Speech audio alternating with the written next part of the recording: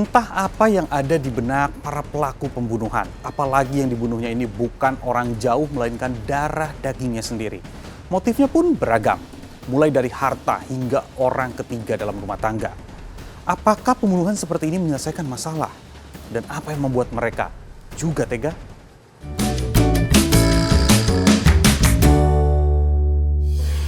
Kita awali dengan kasus yang populer dengan nama kasus Subang. Kasus ini dimulai dengan penemuan jasad dua wanita, ibu dan anak.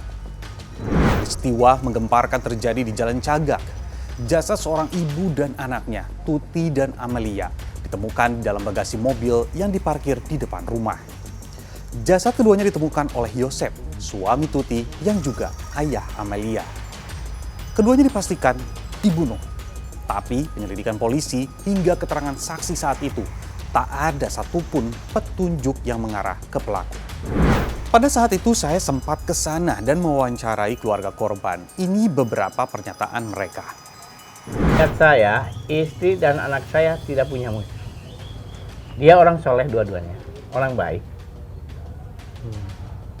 Cuma dengan kebiadaban mereka yang melakukan pelaku itu, Bapak juga sekali lagi ingin cepat terungkap ini, ingin cepat terungkap. Kejadian Danu benar-benar nggak tahu sih sama sekali gitu. Dari sebelumnya sudah kejadian juga Danu mah nggak tahu apa-apa gitu, seperti itu aja. Bahkan anak-anak saya itu, jangankan anak-anak saya di sini nggak tahu apa-apa, saya juga nggak tahu. Saya sadar memang saya istri kedua, tapi kan tidak semuanya seperti itu. Saya banyak mengalah, Pak. Saya banyak mengalah. Ternyata beberapa bulan setelah wawancara itu, ketiganya ditetapkan sebagai tersangka. Yosep, suami korban, diduga telah membunuh istri dan anaknya karena persoalan uang. Pengakuan salah satu tersangka, Danu, mengungkap misteri pembunuhan di Subang. Dalam rekonstruksi, tersangka Yosep memperagakan sejumlah adegan bersama dengan Danu, mulai dari warnet, warung pecel lele, hingga TKP utama. Motif pembunuhan ternyata masalah materi. Itu kasus Subang. Hampir semua sudah terungkap, tinggal kita tunggu di meja hijau. Nah, yang ini juga miris. Ayah dengan teganya membunuh anak kandungnya di ibu kota. Ia penyayat hati, tidak hanya satu, tapi 4 anak kandungnya secara bergiliran. Ini adalah awal mula kasusnya. 4 orang anak ditemukan tewas di dalam kamar rumahnya di Jagakarsa, Jakarta Selatan.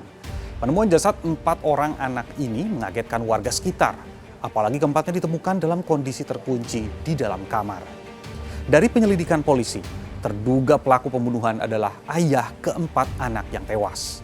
Terduga pelaku ditemukan dalam kondisi terluka karena mencoba bunuh diri.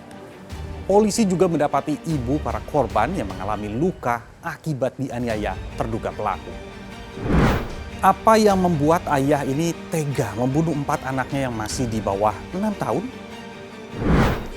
Dari hasil penyelidikan polisi, Panca, pelaku pembunuhan 4 anaknya, bertutur hatinya yang sakit dan cemburu kepada istri jadi alasan Panca bertindak keji.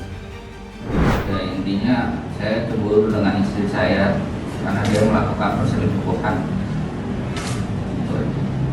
Anda merasa menyesal atas perbuatan yang Anda lakukan?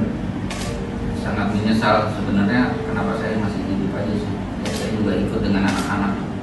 Dari chat WA WhatsApp, lalu saya sempat telepon itu paginya, tapi nggak lama diblokir. Terus yang di hari Minggu saya hack Instagram istri saya baru lihat itu secara detail. Ternyata bukan 1 orang aja, ada 3, kisaran 3 orang. Kekesalan kepada istri dilampiaskan kepada anak-anak yang tak berdosa. Bahkan pelaku justru menyesal karena gagal bunuh diri.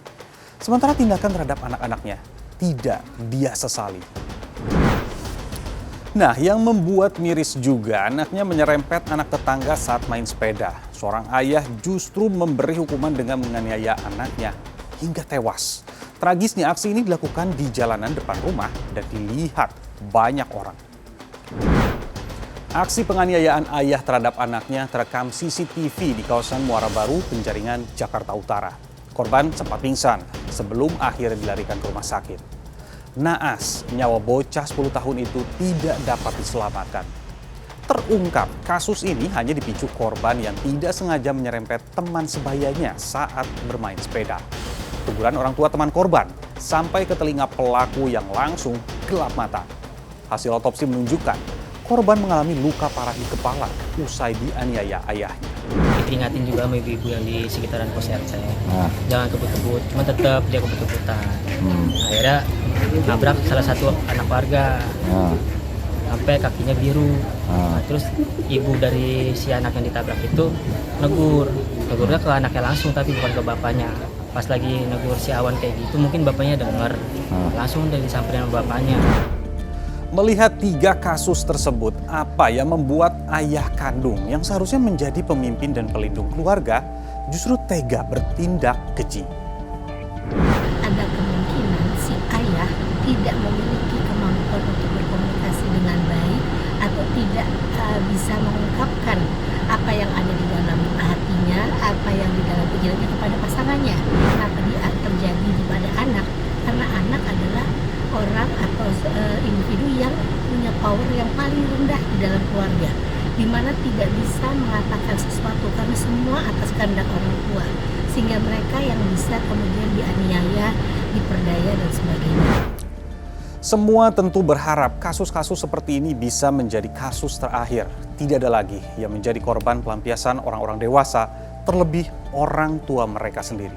Saya Nabila Biasa, sampai jumpa.